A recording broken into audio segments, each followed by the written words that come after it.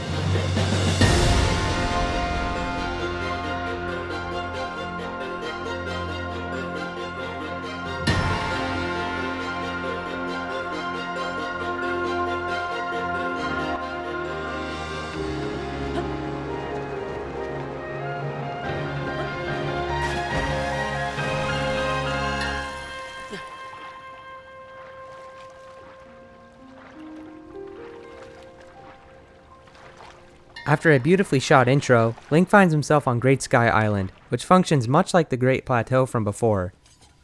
It is here where the constructs are introduced as a brand new enemy, and trust me, there are lots more to talk about. These constructs aren't very difficult, especially these earlier ones which function more to get the player accustomed to the new technology and equipment they will be using across their journey. Speaking of which, the biggest addition this time around is Link's new arm. As seen in one of the early cutscenes, Link's right arm becomes corrupted by gloom, and Rauru replaces it with the highly advanced Zonai arm, which grants Link multiple abilities. On Great Sky Island, there are numerous shrines which must be completed in order to unlock these abilities, and just like the Great Plateau with its runes, you can't leave this area until Link's arm is nearing its full potential. This location is much more difficult than the Great Plateau, mainly because rather than before, the path to each shrine is much more intricate and cleverly designed, and that speaks to this game as a whole. Nintendo definitely expected you to play Breath of the Wild before this one, as Tears of the Kingdom is much, much more challenging in every way. For example, you can still cook spicy peppers to survive the freezing weather, but now you can't just walk directly to the snowy area. Instead, the player is forced to learn some of the fusing mechanics by constructing a boat made of wooden planks and fans, because the water beneath you drains all of Link's stamina if he falls in. There is a plethora of things to discover and explore just on Great Sky Island alone. I spent over 3 hours just in this location before I got to progress the game any further. I spent tons of time just playing around with Link's new abilities, which, as mentioned earlier, are granted to you after completing all the necessary shrines required for each upgrade. The most prominent utility of this new arm is Ultra Hand. This is very much this game's equivalent to Magnesis, except now you can pick up almost anything. It doesn't just have to be metal like before. This is how you solve most of the puzzles and shrines throughout the world. However, the rest of these new abilities include Fuse, Recall, Ascend, and Auto Build. That last one isn't unlocked until quite a bit later though, but I'll still touch upon it here. Fusing essentially allows Link to combine any object he wants with his current weapon, shield, or arrow. For example, if you defeat an enemy, you can use their horns or other parts to fuse it together with your sword. This is one of the only ways to get powerful weapons in the game, and I will say this is one of my biggest criticisms of the game. In Breath of the Wild, I would always get excited whenever a higher class weapon would drop, or I would find it laying around in Hyrule Castle. But in Tears of the Kingdom, most weapons are decayed, which means they hardly inflict any real damage upon enemies. That's why the fusing mechanic is set in place, as it forces the player to be creative in how they go about defeating enemies. This obviously serves to make the game much harder, but it also takes away a lot of the magic when you find a previously powerful weapon, which can now only do single digits worth of damage unless it's fused together with a powerful object. One of the other main abilities of Link's arm is recall, and this one is really fun to use. This causes any item you choose to reverse its movements, and let me tell you, this can be used to cheese so many puzzles. And on top of that, you can also use it to send objects very high into the sky, which gives you a chance to survey the area for any inconspicuous secrets. My personal favorite addition is Ascend. Simply stand under any viable surface and you can literally jump up and through it to the other side. This is put heavily into use the later you progress through the game, and the animation while using it is just so satisfying. Auto build isn't unlocked until much later, but this allows Link to build any object he wants at a moment's notice, as long as he has a scheme of stones to do so. These stones can either be found in numerous locations or are just given to Link through story progression. While this is a really cool ability, I just didn't find myself using it all too much, which is why it's my least favorite tool in Link's arsenal. After every shrine containing these Zonai mechanics are completed, you're able to open up this giant door and officially start the game proper. The second you land in this water, the adventure truly begins. Right away you'll notice that you aren't handed the paraglider immediately. You actually need to venture into town to this little place called Lookout Landing. This is where you are tasked with making your way through the outside of the bottom portion of Hyrule Castle to retrieve some data necessary for progression. And yes, I said bottom half. This game's main feature is obviously that it takes place both on the land and in the sky, so you can't even reach the main section of Hyrule Castle yet since it's so high up.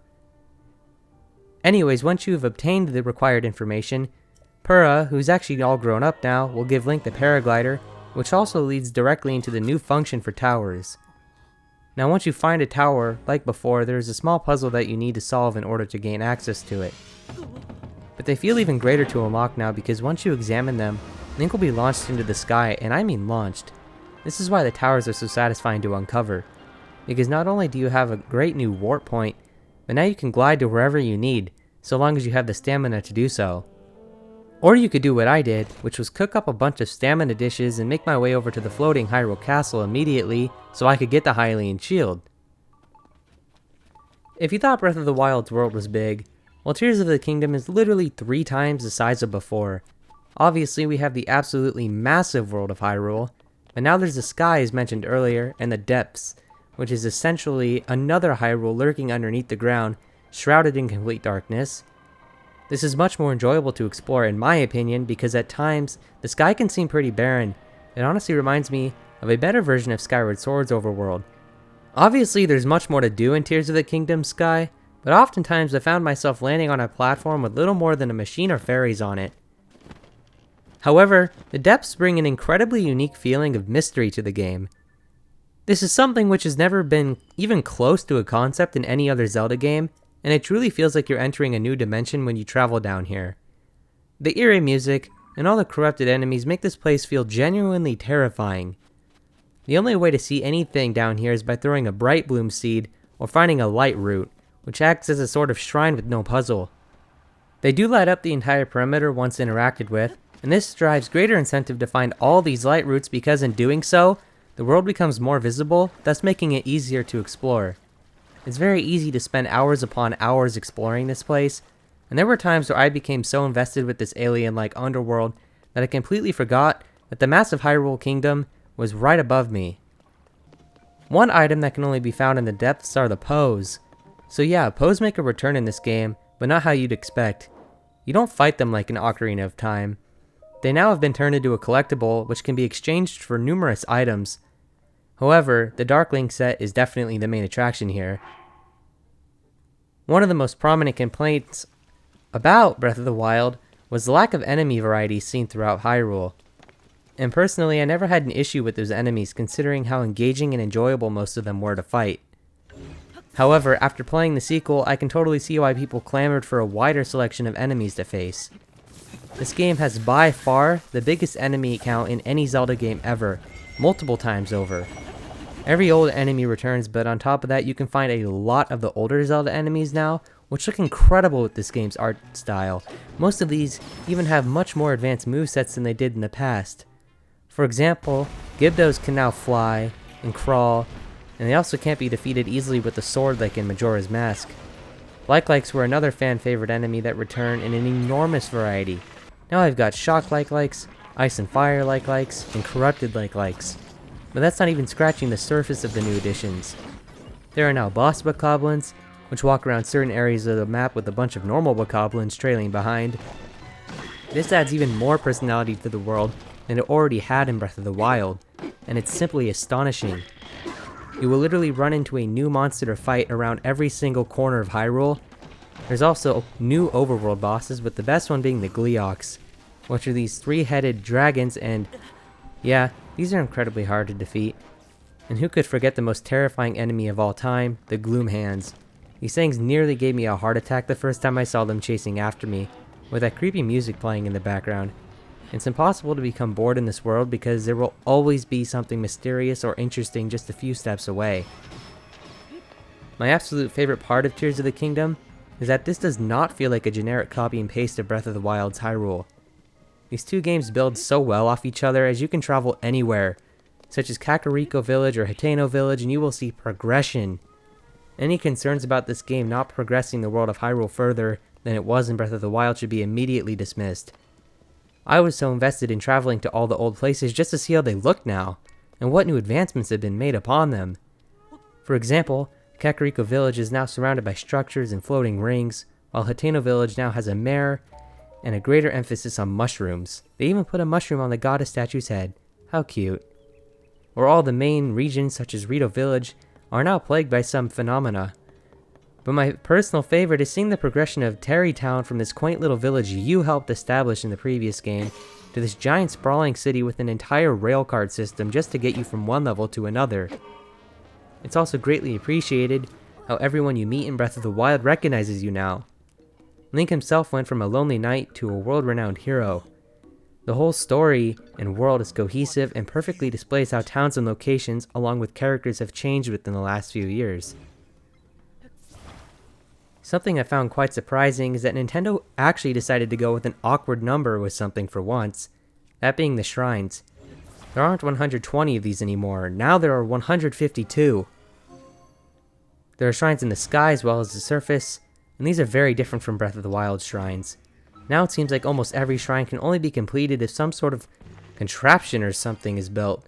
Some of these can be extremely tough, as I definitely struggled more on these shrines than I did on the previous ones. You can't easily breeze through most of these like before. Now you actually need to pay full attention to what you're constructing in order for completion to be an option. They really went above and beyond with these shrines, and the vibe they give off is just so incredible. In Breath of the Wild, the shrines felt like they took place simply underground, and I get that was the point. But now when you enter a shrine, it feels like you're being teleported to the distant past in order to pass one of these trials. The whole Zonai vibe is really unique and sets an atmosphere unlike any other Zelda game before it. Completing these shrines reward the player with light blessings, which are the exact equivalent to spirit orbs from before.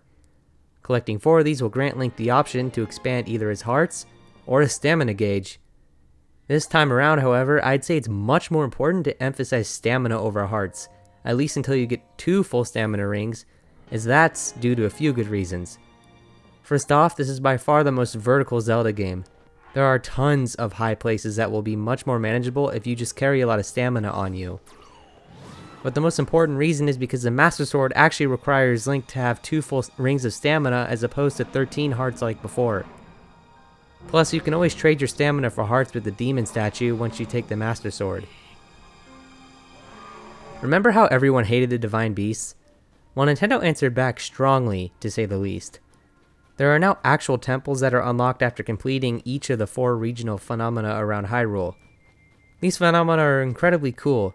Each race has its own unique problem, but the way they are handled here is so interesting. Rito Village is freezing and set under an endless blizzard which threatens the food supply for the village. Goron City's food has been corrupted, placing them under some sort of mind control. Zora's domain is constantly being invaded by sludge, which muddies up their water and makes it unlivable. And lastly, Gerudo Town has been infested by Gibdos, forcing them to live in an underground bunker for shelter. These all set Link on a very strong quest to solve riddles and uncover mysteries around the world, which all eventually lead to the discoveries of the temples. The 4 main temples include the Water Temple, Fire Temple, Lightning Temple, and Wind Temple. And while these names may seem very basic, the dungeons themselves certainly aren't. And they all take place in separate locations. For example, the Fire Temple takes place in the depths, while the Wind Temple is found way up in the highest point of the sky. Thematically, these are all extremely cool, with very intriguing puzzles which can be genuinely challenging to solve. It's nice to see older elements return to this game, such as the usage of mirrors in the Lightning Temple. If you played Ocarina of Time, this dungeon will instantly be recognizable due to all the puzzles bearing a striking resemblance to that game's Spirit Temple, which is an all-time favorite for many. The most enjoyable temple in the game for me was the Wind Temple. The atmosphere is amazing here. While you have to climb extremely high into the sky, only to see this floating boat surrounded by powerful wind, and once Link actually boards the dungeon, and all you see is floating platforms engulfed in hurricane-like weather, you get this really strong feeling of isolation, like all of the civilization is far below you on the surface, and here you are trapped inside this little area. It's such a different vibe given off from any other dungeon in the Zelda series, so to me it was extremely refreshing. And the bosses are amazing too. None of these resemble each other at all, unlike the Blights from before. These are much more like traditional Zelda bosses that feel like they're straight out of Link to the Past or Skyward Sword. And completing these temples grants Link with a new ability gifted to him from the Sage of that respective element. These are much like the champion abilities except modified to fit this game's new world design. Take Tulin's Wind for example. Since most platforms and Tears of the Kingdom are very far apart, this functions as a horizontal version of Rivali's Gale, but it charges much faster and gets Link to his destination much quicker. These abilities are all great, but I can't help but miss some of the older champions' powers such as Urbosa's Fury or Daruk's Protection. The substitute for Urbosa's Fury is alright, but not that great, especially compared to what we had before. However, one thing I will say is how cool it is that all the sages in this game were just ordinary people in Breath of the Wild. They're all given much greater roles now, and they play such an integral position in the story. There's one secret temple though, which also takes place in the depths, that being the Construct Factory, and I wanted to save this one for last because it's definitely the most unique of the bunch. I'm not gonna lie, this dungeon got me on edge from time to time, mainly because of how long it is. You start off by assembling a body for Minoru, the Zonai Sage of Spirit, so her soul can manifest itself inside the robot. You do this by traveling to the arm and leg depots, which then requires some sort of mini-challenge to carry this device back to Minoru in order to assemble the body. These sections can actually be a lot of fun because there's an even heavier emphasis on building and fusing here. You'll have to build cars to drive through lava or gloom, planes to fly long distances, or build some other creative device to progress through the dungeon. But my problem lies after the completion of this section and the new bodies assembled. You're now able to ride on this giant robot, but it's extremely slow unless you attach a fan to its back, but even then, the battery runs out far too fast and really gets anywhere with it. And on top of that, some of the hardest enemies in the game are placed directly in the path, which can just turn into a slog when you're trying to travel long distances to proceed through the game. But either way, once you finish this part, there's actually a really fun boss fight with a corrupted construct where you basically have to use an item to stun it, then whack it with a giant spike ball a few times until it flies into the ropes of the arena. This is definitely one of the most memorable boss fights in the entire series, whether that be for the better or worse. So just like in Breath of the Wild, you can find memories scattered throughout the land of Hyrule, except this time, they take the form of dragon tears instead. And while this is a very big step up from before, Tears of the Kingdom had an absolutely amazing story with so many plot elements, it's insane for a Zelda game. The cinematics at play are nothing short of breathtaking at times. The visuals are absolutely stunning like you see here, but even when there isn't much going on, you get some much needed context of who the Zonai are, and how they were defeated back in their timeline. Something these memories do better than the previous game is fleshing out Princess Zelda in a whole new way. This time we get to see her fascination with the Zonai, and how attached she grows to all of them. These cutscenes really portray Zelda in a selfless and caring way, like she really wants to help everyone no matter what she has to sacrifice. They also show how much she cares about Link. It's actually quite heartwarming to see her talking so confidently about him to everyone she encounters. This game also sees the return of the Demon King Ganondorf, and this is by far the best looking design of Ganondorf yet. The beautiful art style meshes so well with his design and just makes him look even more threatening than before. But even better than that, Ganondorf's character is simply brilliant this time around. He isn't just a mindless beast or someone who sits on a throne doing nothing like in Twilight Princess. No, he is seriously terrifying, everything from his confidence to his intentions. He actually has a plan and is fully prepared to face Link once the time is right. Ganondorf is super entertaining, and every second he's on screen, the player is treated to some of the most intriguing moments of the entire game. Okay, so what about the music in this game? Well, I've always been a huge fan of Breath of the Wild's more subdued themes, and I especially love how the piano takes the forefront most of the time. In Tears of the Kingdom, much of the same instrumentation is used, and lots of themes return such as the village themes, but the new tracks are simply gorgeous. The shrine music is so otherworldly and serene, really making you feel like Link is in a totally different dimension. The tower music is a happy little tune that makes you feel like you are safe from all harm, almost like it's telling the player to just take a break and soak in the beautiful environment. Lookout Landing feels very friendly, which matches the personalities of all the characters here perfectly. And the temple themes are amazing as usual. I'm also particularly thankful that they didn't just reuse the old overworld themes from Breath of the Wild, because while I love those, it's definitely nice to have a new addition considering you spend most of your time in the overworld. Unfortunately, the outdated hardware of the Nintendo Switch holds this game back from reaching its full potential. It does perform better than Breath of the Wild for the most case, perhaps due to the fact that this time around, the developers weren't shackled to the Wii U's limitation, so they were able to craft a more stable experience made solely for the Switch. With that being said, the frame rate still tanks hard in some areas, such as the Water Temple. This was completely unacceptable, and it made the boss fight very egregious and time-consuming. As far as graphics go, this game, like its predecessor, is simply gorgeous. It feels like there was even more work put into the lighting system, and there are times where I simply have to take a breath and admire the environment. Nintendo was very smart with their decision to make this game cel-shaded, and similar to the Wind Waker, the unique art style they chose will certainly stand the test of time for years to come. Opting for a more stylized world has paved the way for some of the best character and enemy designs in the series. Everyone and everything is just full to the brim with personality, which helps to flesh out the world even more. Even the side quests are much more involved than Breath of the Wild's were. Rather than being asked to fetch a certain amount of a specific item, like 50 rush rooms, most quests see Link actually helping cities or towns on a larger scale. Don't get me wrong, there's still the typical fetch quests like before, however those are few and far between, and what we have now is equal parts rewarding and satisfying to pull off. One quest that really stood out to me involved handing out mushrooms to the citizens of Hateno Village in order to secure Cece the position as mayor. This questline was so great because of how involved it is, and how much you learn about each character. After giving them all mushrooms, you need to help them out with their own individual problems, which eventually leads to a heartwarming conclusion as to how the village will be managed. And not only that, but the reward for doing so is much more than worth it, as Cece can repair the Hylian shield whenever it shatters, if you pay her enough rupees. So this also gives the player an incentive to use the shield more often, considering how easily it can be repaired if you have the necessary amount of rupees. Oh, and something else you can do after this side quest is unlock the ability to pull Link's hood down, which is actually pretty annoying because you'd think this would be an option in the menu, but no, you have to travel all the way to Hateno Village just to do something Link could easily do himself. But I digress.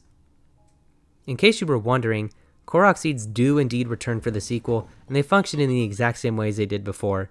And this time, there's around 1,000 of these seeds scattered around Hyrule, perhaps to give the player something else to find throughout the Sky Islands, but in the end, simply giving these to Hestu will give the option to upgrade either the weapon, bow, or shield slot, but it's all worth it just for the new dance alone. I mean, just look at this. In Tears of the Kingdom, many things such as the Great Fairies have been completely changed. This time, they don't require rupees, but a specific instrument must be played by an NPC to make them emerge from their hiding. But this concept of change applies to much more than just the Great Fairies. In order to reach Korok Forest, there's no need to follow the light given off by a torch, but instead you have to navigate through the depths, which can be quite tricky in order to find the proper platform to ascend on, thus bringing you to the forest. And this highlights another one of my favorite aspects of the game, that being the music played before fixing the problems in each region, along with the Korok Forest. This adds insanely good atmosphere to each of these locations, and it makes them all feel truly deserted or in grave danger. I also love how in this game Zelda is on a completely separate adventure from Link. She travels back in time only to discover the Zonai, and that they were actually the founders of Hyrule, thus deeming them the first king and queen of the land. Zelda is extremely concerned about her future and spends most of her time trying to figure out a way to make it back to her timeline in order to help Link stop Ganondorf. And that twist where she eats the secret stone, which turns her into her dragon, is very heart-wrenching, as it is stated multiple times that she will never be able to turn back to her Hylian self after consuming the stone and transforming into the dragon. This makes you feel even lonelier as Link, because he just lost one of the last physical lines of support he had. And that just serves to make the sages even more impactful, as they are basically what the champions would have been to Link if they never died 100 years ago in the Calamity. This game is truly something special, and it's near impossible to put into words just how enjoyable of an experience this really is. You hold the entire world in the grasp of your own hands, and as a player you are given the freedom to craft a playthrough in whichever way you want. Unlike the traditional Zelda games, the world does not open up by uncovering items such as the boomerang or hookshot, but instead this entire beautiful and open world is available to explore right from the start. And as such, this means you can make the game as easy or hard as you want. If you choose to start the game off immediately hunting down shrines, chances are the game will be much easier for you due to the amount of hearts and stamina Link will end up possessing by the end of your shrine hunting. The amount of freedom on offer in Tears of the Kingdom is unlike any other game, and it will likely remain like that for decades to come. There is nothing you can't do here. If you decide to try something out, you will never be turned down by the game, rather your own lack of materials and equipment to proceed. And even in those cases, there are still tons of workarounds to make it through puzzles or enemy encounters successfully. All it takes is a little bit of problem solving skills, and you can do pretty much anything you want in this entire massive world. You can even find Master Koga lurking beneath the depths of Hyrule. And this time, it's not even required to beat him in order to unlock any dungeons. In fact, this is literally considered a side adventure by the developers, which lends even more freedom to that we already had in Breath of the Wild. And on the subject of the Yiga clan, I think it's incredibly fitting that they are found almost exclusively in the depths now, rather than Hyrule Kingdom. This just frees up even more space for new and exciting enemies to fill up the surface world, and some players may go the entire game without even knowing the Yiga clan is returned from Breath of the Wild. One feature that I'm very surprised was added to this game is all the DLC from before being brought back for Tears of the Kingdom, and some of it is even expanded upon. For example, now you can find the travel medallion in-game, but not only that, you can literally get 3 of these things now, which are massively useful, especially in this game where there are 3 separate overworlds. The hero's path is also unlockable, which, as before, allows the player to see every step and path they've taken up to their current location. It's stuff like this that Nintendo easily could have skipped out on, or put them inside some sort of paid DLC like before, but clearly they wanted to maximize this game's potential by granting all of these tools to the player, so long as you're willing to go out of the way to find them for yourselves. The way they've expanded among concepts from Breath of the Wild is simply astonishing. When people like to say this game makes the predecessor seem like a tech demo, it's not hard to see why. For example, remember the labyrinths from before? Well, those now contain 2 parts each, so if you thought they were long in Breath of the Wild, think again, as each one in Tears of the Kingdom requires Link to finish the bottom maze first, which then unlocks access to the maze floating up in the sky. And even completing that isn't enough, for Link must then prove his courage by diving into the depths and fighting a flux construct. These can be incredibly tough if you don't know what you're doing, or if you have weak weapons. These pretty much require the full utility of Link's arm in order to defeat them normally. And the first one I ever faced gave me such a hard time that I literally gave up and came back for it later, only to defeat it and leave its parts on the floor, which I soon came to find out are one of the most powerful fuses in the game. So that was quite a depressing loss. The Thunderhead was another area which really piqued my interest at first. It works kind of like it did in Skyward Sword, however it is much more intricate and complicated now. For starters, to even clear this place up, you need to get this unique piece of clothing, which causes the statues to open up the path through Thunderhead. This section can be pretty tough and it offers no hand-holding at all, so finding your way through this place can be quite the daunting task if you're not prepared. Completing this is also necessary to finding the 5th sage, Minoru. This game really does place a heavy emphasis on storytelling, and I think it pulls it off seamlessly. Literally everything connects itself to each other through gameplay in some way, so it strikes this beautiful balance between in-game discoveries and ascertained information found throughout cutscenes and world building. Something I'd like to point out is Link's design in this game. In my opinion, this is by far the coolest and most stylish Link out of the whole series. His arm only makes him look tougher and gives the appearance that he's been fighting monsters for quite some time. And his hair is also long and grown out, symbolizing growth in his character, along with the Zonai tattoos reaching up to his chest. Character design has always been very important in any video game, especially when it's the character the player is directly controlling. It's for those reasons that Ocarina of Time is a third-person game, because the designer for Link thought it would be a waste to throw Link into a first-person perspective, where the player never gets to see how detailed and unique his design is. I completely agree with this sentiment, as I feel like being able to see your character adds much more immersion to video games because it draws the player closer to the game. It makes them feel more immersed in the story and world. It's also like you're spending time with the character, getting to learn their quirks, strengths, weaknesses, and overall personalities. This is why Link from the Wind Waker will always be one of the most beloved video game characters out there. The simple act of portraying emotion through body language, facial expressions, clothes, and other accessories is what helps shape characters into their fascinating legacies. And this extends to other citizens that Link meets throughout the way. The art design really does these characters justice, and as every single one of them has such diverse personalities which makes them stand out from one another. Even Link himself has an entirely distinct personality even though he never talks. Each reincarnation of Link seems to take on some type of different defining traits from one another. For example, in Ocarina of Time and Majora's Mask, Link is more serious and seems to mess around much less, even though that is likely due to the Nintendo 64's limited power. But immediately after that, we are gifted with Toon Link from the Wind Waker, which, I mean, come on, is literally one of the most charming creations to ever come out of a video game. Meanwhile, Link from Twilight Princess is very stoic and heroic, and he's obviously portrayed as the most physically powerful in the series. That's one of the best parts about the Zelda franchise. It constantly strives to innovate on all levels, including art direction and character design. And by doing this, Nintendo has already created one of the most influential and unique pieces of gaming in history. If I could use one word to summarize Tears of the Kingdom, it would simply be overwhelming. This game throws so much stuff at you right from the start, which can either be a very good thing or turn you away from the game entirely. I can't believe there was a time when Breath of the Wild was considered huge, because while it certainly is, the sequel can be genuinely terrifying to newer players of the franchise. My advice for anyone struggling to get into this game would simply be patience. That right there is the key word when considering Tears of the Kingdom as a whole. This game can not just be enjoyed with a narrow mindset or lack of an attention span. With time, the world fleshes itself out, and even though it may take a while, all the effort put into advancing the story and building Link into this powerful warrior is more than worth it. Now, I wanted to dedicate an entire section to this game's climax because, oh boy, does this game have quite the ending. Previously, you only really had to reach the Sanctum of Hyrule Castle in order to fight Ganon, but things are totally different this time around.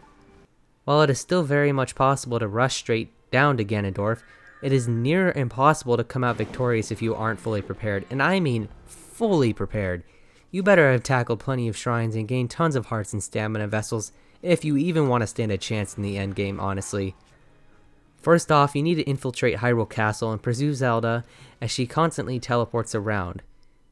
But very quickly you'll start to realize something's off. Her voice doesn't sound quite like herself, which I thought was a very nice touch.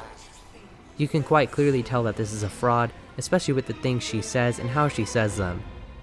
And if you found all the memories before doing this, you'll already be aware that this is not the real Zelda, but a fake, puppet version of the princess created by Ganondorf to fool Link into going to Hyrule Castle to be taken out. This obviously works as Link is lured right into the Sanctum again, but instead of fighting the final boss here, you fight Phantom Ganon for the second time. This is such a cool fight, and it just goes to show how great of a decision it was by Nintendo to actually create unique encounters rather than facing off against 4 very similar blights. This is also quite difficult too, especially with all the gloom covering most of the floor space. And what gloom does is it cracks Link's hearts, essentially making it impossible to recover any health by eating foods. In fact, one of the only ways to recover damage inflicted by gloom is by eating any dish that was cooked with Sundelions. That mechanic right there is what gave me most of my trouble throughout the game, and even more so here in the end.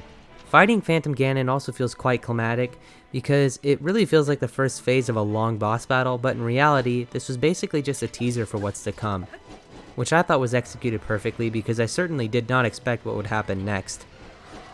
After defeating Phantom Ganon, Purah explains how there must be a 5th stage somewhere, and that's it. There's literally no direction given off to the player, as you really are forced to search this stage out by yourself.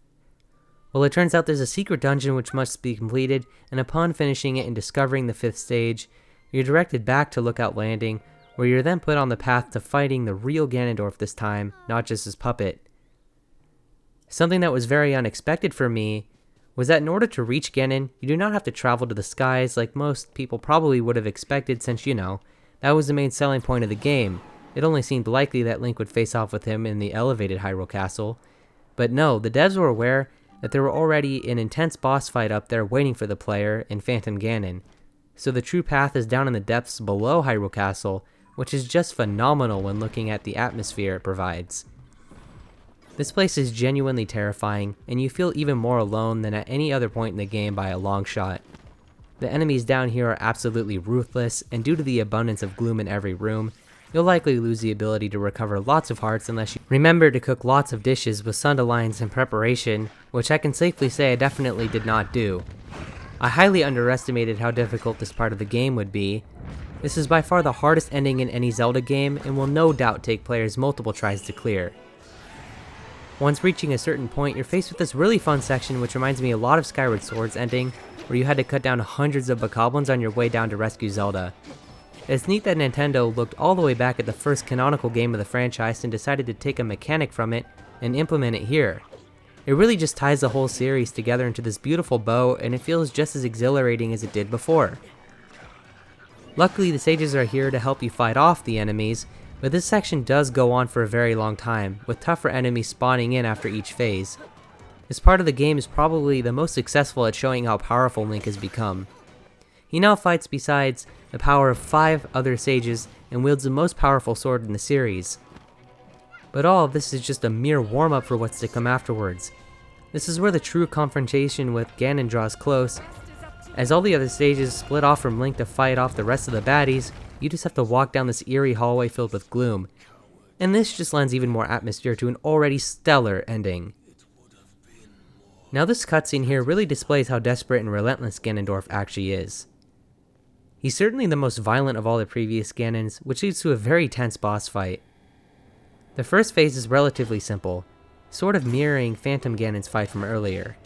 Except this time he's much more difficult due to the amount of damage he inflicts, and since the sages aren't here to help, this can actually be pretty tough if you aren't careful. But phase 2. This is where things really amp up in difficulty. My jaw absolutely dropped when I saw that health bar literally fill up the entire right side of the screen. It was just terrifying. This phase took me several attempts to pull off. It can be hard to keep your focus on the real Ganondorf because of all the fake ones constantly getting in the way, making it very disorientating at times, which in turn leads to lots of damage inflicted upon Link. Which, let me say once again, can be very hard to recover from due to gloom only being curable with certain foods. As tough as this battle may be, I do love it for its intense atmosphere and clever use of spatial surroundings designed to knock the player off balance. The third and final phase is back to just Link and Ganondorf, no sages and no phantoms. And if you don't understand the gimmick here, well, good luck defeating him because it will never happen unless you realize that it is not good enough to just flurry rush him once, because he will counter it with his own flurry rush. What actually needs to happen is Link needs to flurry rush Ganon's flurry rush in order to cause any meaningful damage to him. And this can be quite difficult because he switches weapon types constantly, which can make it very hard to predict which move he's going to make next. However, defeating this final form causes Ganon to go into a panic, and he will actually eat his Sacred Stone, just like Zelda did. And you know what that means. Dragon Ganon, baby. Now this whole sequence functions a lot like the Dark Beast Ganon fight from before. It isn't very challenging and mainly serves the purpose of rewarding the player for defeating his earlier forms, and as such, this fight is absolutely breathtaking. The visuals are so clean and unlike anything seen throughout the rest of the game. Also, just the overall spectacle of this section is extremely exhilarating. Zelda in her dragon form flies Link around, and you must jump off and glide down to the demon dragon's weak point, which just feels so amazing to do. You really are chipping away the last remains of this immeasurable threat to Hyrule. However, the real treat is what comes once defeating the Draconified Demon King. The sages use their power to restore Link's arm, which just puts a beautiful ending to this saga. And I feel as though if this were the last Zelda game ever, it would be a perfect conclusion to the series. The story is just so perfectly executed and well thought out this time. But the best part is when Link, Rauru, and Sonia use their magic to revert Zelda back to her Hylian self. What comes next is just so unique for the Zelda franchise. For once, the ending is actually interactable, and this helps the game stand out even more than it already did. Gliding after Zelda and having to reach out to her yourself feels so perfect and gives off such a fitting end to this game's story and adventure. The cutscene that takes place afterwards is one of the best Zelda cutscenes ever in my opinion. It's super emotional to hear Zelda spill her heart out to Link, especially when she says that she's finally home, implying that her home is in Hyrule with Link. And as to be expected, if you collected all the memories in the game, there will be an extra cutscene which is far better than Breath of the Wild's true ending. Now we actually get to see Zelda achieve some sort of closure with her past and present failures. It's also nice that all the sages except Minoru survive, because it feels like there was more of a team effort in taking down Ganon, and the fact that they all made it out alive ensures Hyrule's safety in the future, well at least until Ganon appears again. So in the end, is this game better than its predecessor? Well frankly, that would be an unfair question considering how different these games are. You really can't have one without the other, and both of these titles just complement each other so well.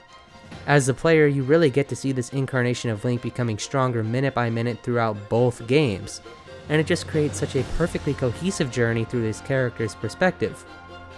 The Legend of Zelda Tears of the Kingdom really is a video game equivalent to Freedom, and I fail to think of a way Nintendo could possibly one-up or even match this game.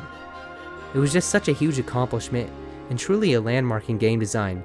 Everything from the building mechanics to the separate but very interconnected overworlds to the beautiful story truly make up an adventure unlike any other.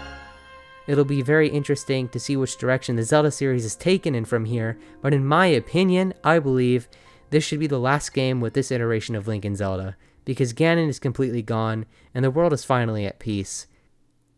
It's a blessing that this game was delayed for so many years, because without the necessary time, Tears of the Kingdom would doubtfully be the masterpiece we see before our eyes today.